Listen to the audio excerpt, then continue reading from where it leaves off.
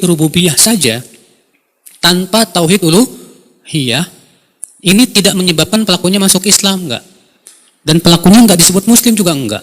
Maka inilah asal muasalnya takfiri, mudah mengkafirkan sesama muslim, gitu kan? Tapi berbaik-baik dengan orang-orang kafir. Asal muasal. Sebatas meyakini tauhid rububiyah saja tanpa tauhid uluhiyah, tidak cukup pelakunya dianggap sebagai muslim, tidak memasukkan pelakunya ke dalam Islam. Dan ini dengan ijma' seluruh Ahlussunnah wal Jamaah. Sebatas mengakui tauhid rububiyah saja tanpa tauhid uluhiyah, ini tidak menyebabkan pelakunya masuk Islam, enggak. Dan pelakunya enggak disebut muslim juga enggak. Para ulama kita tidak membagi seperti itu. Karena justru riskan, ada kelemahan. Teori pembagian menjadi trilogi tauhid tersebut akan riskan. Riskan apa? Riskan mengkafirkan sesama muslim. Maka inilah asal muasalnya takfiri, mudah mengkafirkan sesama muslim, gitu kan? Tapi berbaik-baik dengan orang-orang kafir. Asal muasalnya ideologi radikal embrionya dari ini, dari trilogi tauhid itu, yang kemudian mudah membid'ahkan, mudah mengkafirkan, mensyirikkan. Karena para ulama Ahlussunnah wal Jamaah tidak membuat konsep seperti itu, tidak. Nah, tentu kalau dibahas secara terperinci akan butuh waktu yang cukup lama, butuh satu sesi tersendiri. Jadi tanpa membuka kitab ini dulu dari awal, setelah ratib mungkin kita bahas langsung sampai tengah malam. Karena butuh pembahasan yang terperinci untuk kita bisa menimbang secara ilmiah.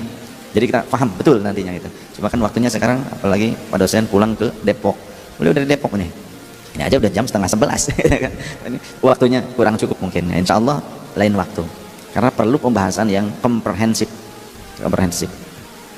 Jadi trilogi itu yang menjadi, ini kajian para ulama kita ya, kajian para ulama Ahlussunnah wal Jamaah, bukan cuma di Indonesia tapi juga mancanegara, termasuk Syekh Said Ramdhan Al-Buti, kemudian juga Syekh Ali Jumu'ah, kajian menurut Habib Umar bin Hafid, Habib Ali Zainal Abidin, banyak ulama-ulama besar, Maulana Syekh Hisham, bahwasannya konsep trilogi tauhid al-Wahabi ini penyebab munculnya ekstremis-ekstremis yang mengatasnamakan Islam. Karena dari pembagian itulah muncul pengkafiran. Ini syirik akbar, halal, darahnya ditumpahkan dan hartanya diambil. Tahu dari mana? Saya punya buku-bukunya. Di antaranya buku contoh dari Ustadz Yazid bin Abdul Qadir Jawas, beberapa buku. Sholawat Nariyah dianggap syirik akbar, Dalailul Khairat dianggap syirik akbar, Awasulan dianggap syirik akbar. Ada bukunya saya. Dari siapa? Dari mantan muridnya yang sekarang jadi penggawa Ahbabur Rasul. Jadi banyak mantan-mantan Wahabi yang sekarang jadi penggawa kita, ya. Gitu.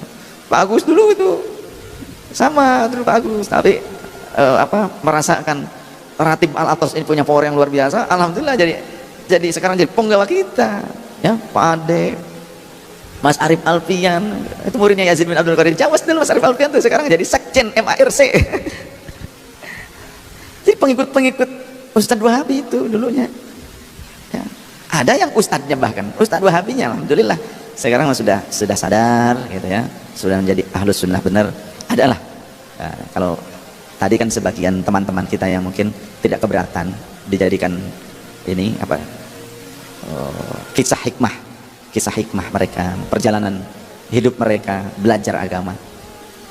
Ada yang Ustadz Wahabi kemudian jadi aswaja, ada itu juga.